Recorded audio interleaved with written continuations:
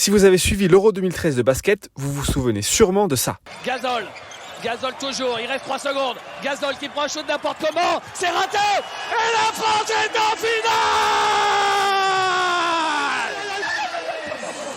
La plus grande victoire du basket français à ce moment-là, face à l'éternel rival espagnol pour aller en finale de l'Euro, qui reste à ce jour le seul dans la poche des Français. Aujourd'hui, et en hommage au départ d'équipe de France de Vincent Collet, on va revivre le match tactiquement, ce que les Espagnols avaient préparé, comment les Français se sont adaptés, comment Tony Parker a dominé le match, comment Antoine Diop a été le facteur X, etc., etc. C'est la première fois qu'on fait ce format rétro, alors dites-nous en commentaire si ça vous plaît de vous replonger dans ces archives et quel autre match vous souhaiteriez nous voir aborder.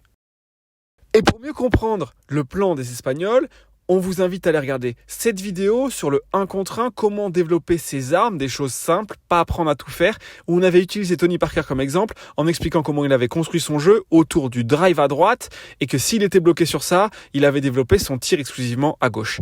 Et cette façon de construire son jeu, c'est ce que les Espagnols ont essayé de contrer dans leur plan anti-Tony, qui était à ce moment-là la star ultime de l'équipe de France au centre du jeu et qui avait les clés du camion. On va voir ici en particulier, la volonté c'était vraiment de le faire attaquer main gauche et de le faire tirer main droite, c'est-à-dire de le faire l'inverse de ce qu'il voulait.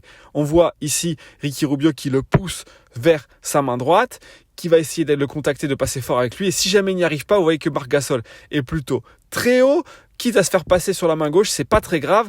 L'idée, c'est qu'il ne puisse pas prendre son petit tir main gauche, mais qu'il ne puisse pas non plus aller au cercle côté droit. Donc on l'envoie à droite, et même si Marc Gasol ici est un petit peu en retard, l'idée c'est de se reculer pour le laisser prendre ces tirs-là à droite, sur lesquels, historiquement, il est beaucoup moins adroit que les autres. C'était vraiment le plan.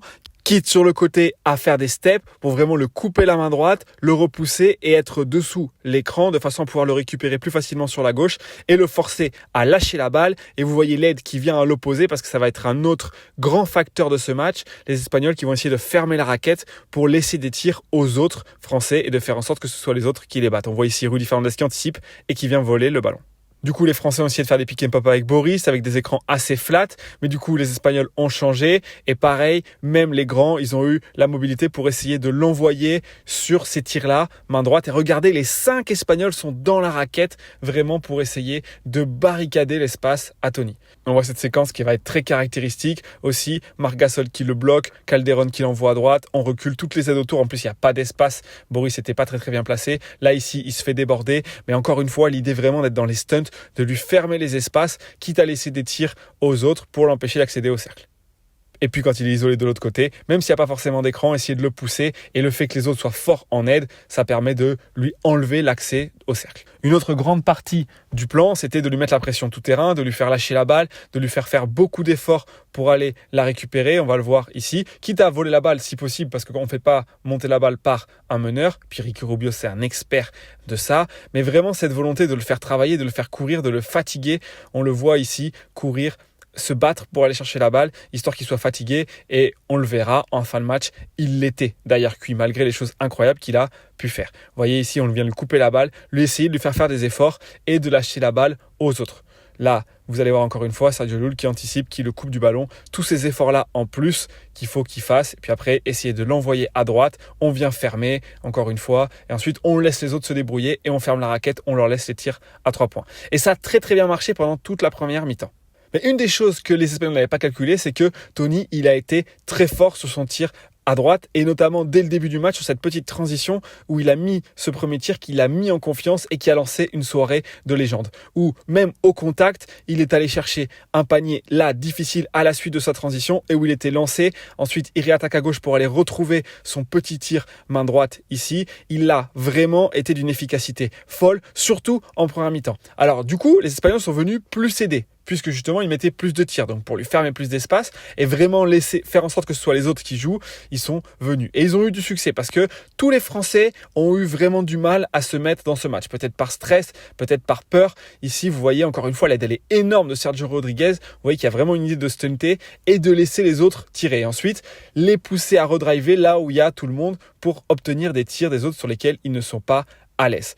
Ça a été vraiment la stratégie, et celui qui a débloqué le compteur, c'est Antoine Diop ici, et on va vous le remettre ce tir parce que c'est vraiment celui qui a permis aux Français de revenir. Ils étaient jusque-là à 0 sur 9 à 3 points. Sur un énorme stunt, Tony lui passe la balle en fin de possession et c'est Antoine qui a débloqué le compteur et on le verra, qui a fait en sorte que derrière, tous les autres puissent prendre confiance pour mettre des tirs. Et Tony, le fait de mettre ses petits tirs main droite en début de match, ça lui a permis forcément de faire monter un peu plus les Espagnols sur lui parce qu'ils avaient peur de ce tir et donc de lui ouvrir des layups, que ce soit sur transition, parce que forcément en transition il est inarrêtable, ça a toujours été sa qualité numéro 1, Tony. Sa vitesse, quand on le cadre comme ça, il n'y a aucune chance, avec un peu d'avantage, il peut aller au cercle, la défense n'est pas bien positionnée dans une transition. Ici, vous voyez vraiment, on l'envoie à droite. On vient essayer de jouer le passage en force, mais il va tellement vite que c'est pas possible. Là, vous voyez, l'idée pourtant, elle est plutôt bonne, d'essayer de le pousser vers sa main droite. Sauf que le grand Espagnol est pas bien positionné, il fait une erreur, il est plutôt dans le step, il a raté le plan de match. Et puis, du coup, il y a Claver qui est obligé de venir compenser. Sauf que Tony, là, on se dit par où il va passer, mais il a une capacité incroyable pour aller au cercle. Une autre solution que les Français ont trouvée, c'est de poster les petits. On y reviendra plus tard, mais le fait qu'ils se battent pour essayer de poster, ça laisse des espaces. Du coup, derrière, on peut utiliser ceci comme un écran pour aller au cercle. Et Tony, en première mi-temps, il a mis quasiment tous les points de l'équipe de France. Mais il a quand même réussi du coup plus loin, et c'est là qu'on voit bien que Marc Gasol, il est haut par rapport à tout à l'heure. Il lui empêche ce tir, ce qui fait que Tony peut passer et regardez comment intelligemment, alors que Marc Gasol essaie de ralentir avec sa main, il va monter le ballon pour faire en sorte que la faute soit sifflée. Alors en plus, du coup, ils vont essayer de le renvoyer sur sa main gauche, là où il était un peu moins chaud. Partir à l'opposé, c'est toujours la clé numéro 1 sur les écrans. Et puis, ça ouvre des espaces. Et là, l'excellent travail de Florian Pietrus qui vient sciller Victor Claver, qui l'empêche de venir intervenir, ce qui donne un accès au cercle. Tony s'est régalé, il a mis un nombre de paniers fou dans la raquette. Ils ont même essayé de faire boîte à un moment, c'est-à-dire, vous voyez, un défenseur sur Tony Parker et les 4 qui sont en coin, toujours dans cette idée de fermer la raquette, d'empêcher les autres de tirer, mais de lui empêcher l'accès au cercle. Mais là, en l'occurrence, c'est pas très bien défendu parce que Ricky Rubio, il passe au-dessus, ce qui fait que ça laisse beaucoup d'espace pour Tony pour attaquer, faire venir l'aide, kicker la balle et donner un tir ouvert à Nicolas Batum. Et la machine avait été lancée des tirs à 3 points. On le sait, le basket, c'est un sport de momentum. On voit la même chose ici. Vous voyez, Marc Gasol, il est trop haut par rapport à ce qu'il devrait. On va le revoir ici. Quand il est collé, c'est bien parce que ça l'empêche de passer entre les deux. Par contre, quand il est haut comme ça, regardez tout l'espace qu'il y a pour Tony devant lui, d'attaquer large pour le battre avec de la vitesse. En plus, il va faire une petite hésitation magistrale, ce qui va lui permettre d'aller droit jusqu'au cercle et d'aller finir. Et puis pour ponctuer cette performance magistrale de Tony, la transition à 2 moments hyper importants pour l'équipe de France. Ils lui ont laissé son petit tir à gauche qu'il adore tant en transition à 3 points. Il était trop bas justement parce qu'ils avaient pris beaucoup de lay-up et il les a crucifiés. Il a fait un match titanesque, Tony Parker. Peut-être son plus beau match en carrière, en tout cas celui avec le plus d'importance historique. Et quoi d'autre alors, vous allez me dire? La première chose, c'est le post-up des petits. Les Espagnols jouent plutôt small ball par rapport aux Français et donc on a essayé d'attaquer comme cela, ce qui forçait du coup les Espagnols à passer devant pour empêcher la balle facile, Marc Gasol venir en aide, ce qui permettait d'avoir des petits tirs post haut, mais surtout ouvrir la balle à l'opposé. En l'occurrence, ici c'est Tony Parker, donc on s'est jeté sur lui, mais ça ouvrait des tirs aux autres. On va voir ici une autre situation avec Boris qui va avoir la balle. Vous voyez que ça vient très très fort en aide, ce qui ouvre des espaces à l'opposé. Mais par contre, si on vient se jeter dans la nasse, les Espagnols, c'est des experts pour feinter et ensuite se remettre sur la ligne de passe. Donc l'idée, c'était plutôt de ressortir du même côté, s'ouvrir des tirs. Il y a eu beaucoup de tirs ouverts et même si les Français étaient à moins 15, c'était un peu moins inquiétant que ce qu'on aurait pu penser à l'époque parce qu'ils avaient ces tirs ouverts là qu'ils n'arrivaient pas à mettre. Et puis celui-là, on a vu le premier d'Antoine Dio sur le kick-out tout à l'heure. Ici, on voit une aide forte, on a l'espace pour attaquer. Chacho, il en a peur, du coup il essaie d'appeler Rudy, ce qui donne un tir à Antoine Dio en fin de possession, le deuxième à la suite qui a permis à l'équipe de France de se remettre dans le match. Et on a essayé d'enchaîner, toujours, on voit ici Boris Diaw, on kick la balle à Florent Pietrus qui pourrait ici envoyer une balle à Boris Diaw puisqu'il a pris la position, jouer le high-low. Flo, il n'a pas forcément confiance en ses talents de passeur, il va aller opposer, on va essayer de reposter et si on ne peut pas, un tir et Nando pareil. Une fois que un des joueurs avait mis un panier, toute l'équipe a commencé à mettre dedans un peu dans tous les sens. Toujours en essayant de jouer les post-up, ce qui permettait à la défense d'être un peu plus collapsée et de s'ouvrir des tirs de meilleure qualité. Et monsieur propre, Michael Gelabal, forcément, ces tirs-là, il les met. Encore une fois, vous voyez Boris Diaw qui essaie de poster Alex Mumbrou, qui était quand même un des défenseurs faibles de l'Espagne. avec de l'espace partout. Vous voyez qu'il y avait ce stagger pour laisser vraiment l'espace à Boris Diaw pour attaquer. Il aurait pu passer la balle ici à Nico, mais c'était pour se jeter dans l'aide de Marc Gasol. Donc il y va, lui, pour fixer Marc Gasol, le passeur magnifique qu'est Boris, pour passer la balle à Flo Pietrus. Et puis la dernière situation, Flo Pietrus, il a plein de qualités. Le tir, c'est pas forcément sa qualité première. Ils l'ont pas respecté. Justement parce que l'idée, c'était de poster les petits. Ils ont voulu venir aider. Et Tony lui dit, vas-y, tire mon garçon. Et il l'a mis. Ces tirs à 3 points là, en deuxième mi-temps, ils ont été la clé pour gagner. Une autre clé, c'était d'avoir des bonnes qualités de tir, de pas trop en prendre des mauvais pour ensuite contrôler le repli défensif, parce qu'on sait à quel point ils sont incroyables, les Espagnols. Ils se jettent très vite devant et puis ils vont trouver des paniers faciles comme cela. Et globalement, la France a fait un excellent travail pour revenir dans ce match-là, et on voulait mettre des petites séquences juste pour vous montrer le travail phénoménal, quitte à mettre un bon coup de Saguet. Celui-là, il est assez connu de Boris. Il avait inspiré pas mal de choses dans l'équipe, mais vous voyez, de manière générale, même en retard à 5 contre 4, tout le monde avait couru, fait des efforts fantastiques en défense, donné des fautes pour éviter d'avoir des paniers faciles. Tout le monde qui sprint, vraiment l'effort collectif dans le repli défensif sur ce match-là avait été absolument phénoménal et avait évité que les Espagnols mettent trop de points faciles, quitte à, même si on est en retard, venir intervenir pour contrer, comme ici dans nos deux colos. Pour terminer, on a quelques actions ici et là, pêle-mêle, pour pouvoir vous permettre de suivre un peu ce qui s'est passé d'autres. Dans nos deux colos, on l'a remis celle-là parce que c'est sa spéciale et c'était pour vous montrer qu'il le faisait dès 2013 sur ces écrans-là où justement il se reculait sur lui pour laisser des tirs. Lui, il avait attaqué et la qualité de Nando, c'est d'aller prendre le contact sur le dernier appui pour pouvoir prendre le contact et se lever en étant sous le cercle. Il va prendre l'appui très très proche du panier pour pouvoir aller finir, et même s'il rate, Geoffrey Lauvergne avait été à la claquette. Alors pour contrer les stunts dont on a parlé, c'est-à-dire essayer de fermer la raquette, les aides comme ça, les Français avaient décidé d'organiser des écrans dans le dos avec une coupe à l'opposé d'Antoine Diaw, ce qui laissait un énorme espace pour Nando. On en avait parlé dans la vidéo dédiée au stunt, mais malheureusement les Français, on l'a dit, ont beaucoup tiré au départ sans réussite. Alors il aurait fallu essayer d'aller chercher un peu plus des redrives derrière, parce qu'ils en ont eu 1, 2, 3 tirs ouverts, notamment sur la zone espagnole. Ils n'ont pas réussi à les matérialiser. Donc on voit ici Nando De Colo qui descend, qui va réattaquer. Là, en l'occurrence, on jette dans la nasse. Le très bon travail de Florent Pietrus pour sciller. Alexis Aginsta aurait dû un peu faire pareil pour essayer de bloquer, parce que quand on se met dans la nasse, c'est un peu plus compliqué. Mais l'idée, c'était ça. Et puis en fin de boucle, parce qu'on les a fait travailler, on les a fait bouger, on a réussi à trouver des choses.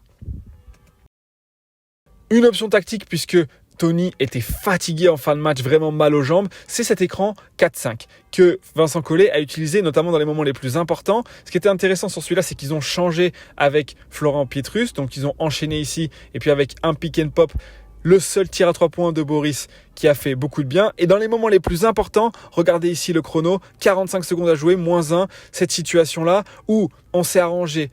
Maintenant qu'il n'y a plus de vrai poste 4 sur le terrain, puisque c'est Victor Claver qui défend sur Boris Diaw pour des raisons d'attaque, on a mis Tony Parker dans le coin de façon à ce qu'on ne puisse pas venir aider. On a mis un shooter à l'opposé aussi, de façon à ce que ce soit compliqué de venir. S'il change, ça fait une passe facile pour Alexis Aginsta, ce qui est le cas ici. Et donc, il obtient 2 lancers francs. Il n'en mettra que 1 sur 2. Et en début de prolongation, même chose. On vient aider. Du coup, on peut ressortir la balle. Ça avait ouvert un tir à Nicolas Batum. Et comme la défense était désorganisée, on avait pris un rebond. Ici, c'est la même idée. Quand Tony était fatigué, le mettre dans le coin, le faire un écran, faire décaler Marc Gasol avec beaucoup d'espace. Comme ils ont plus peur du tir à 3 points qu'en début de match, les espaces sont moins bien fermés, ce qui ouvre du coup des espaces. Et ça, tactiquement, c'était magnifiquement joué de la part de Vincent Collet pour permettre à Tony de se reposer et s'ouvrir d'autres choses.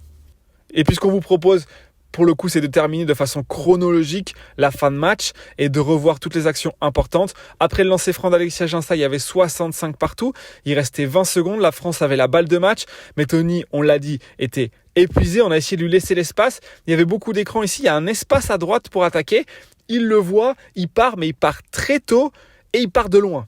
Ce qui fait qu'il y a plus d'espace à couvrir, ce qui laisse le temps aux Espagnols de venir anticiper, couvrir, défense magnifique de Rudy Fernandez pour le contrer, ce qui laisse une dernière chance à l'Espagne pour gagner. Ça aurait été terrible de perdre comme ça. Le tir est ouvert et c'est raté par Calderon. Et ici, la mimine de Tony Parker qui, de manière pas très cachée, attrape le bras droit de Victor Claver et l'empêche de faire une claquette. C'est pas sifflé par les arbitres et on s'en va en prolongation.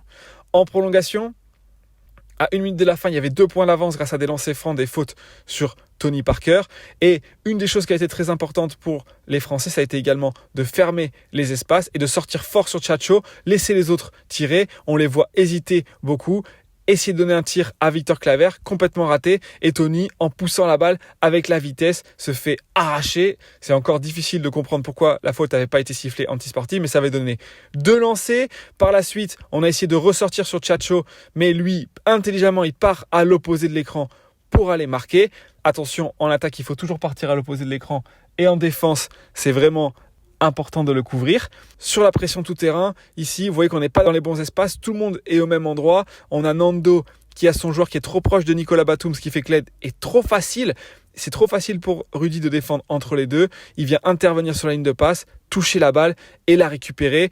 Gros moment de flottement pour les Français, à +2 à 30 secondes. Les Espagnols essaient d'attaquer pour jouer le 2+1 avec Chacho Rodriguez qui attaque fort Antoine Dio, c'est très bien défendu. Le gros rebond d'Antoine qui part pour aller ensuite recevoir une faute avec une pression monumentale sur ses épaules. À +2 pour passer à +4. Il met les 2 lancers France qui fait une différence de 2 possessions entre les deux équipes. Par contre, on dirait qu'il essaie d'envoyer Chacho sur Florent Pietrus qui lui attend son défenseur par peur d'un tir à 3 points. Il passe et Antoine qui se rend compte de l'avoir laissé le chemin, essaie de lui couper et de l'empêcher de mettre le panier, sauf qu'il met panier plus faute, la pire situation possible à ce moment-là, ce qui permet aux Espagnols de revenir à 1 point. Mais lui, toujours froid comme une lame sur la ligne, il saigne les 2 lancers France, ce qui permet de revenir à 3 points. Là, un bon step back de Chacho qui aurait pu ramener son équipe à 1 point, c'est raté. Les Espagnols vont donc tenter un tir à 3 points. Et là, l'énorme intensité défensive, le changement. Ensuite, il y a un main à main. On rechange entre Florent Pietrus et Tony Parker, ce qui laisse un tir casse-croûte à Marc Gasol. Et juste de le commenter, ça me met des frissons alors qu'il n'y a pas le son. C'était la victoire de l'équipe de France, la plus belle de l'histoire à ce moment-là. Ah, ça fait des frissons de le revoir. J'espère que ça vous a plu. Et nous, on se retrouve très bientôt pour une prochaine analyse. Ciao, ciao.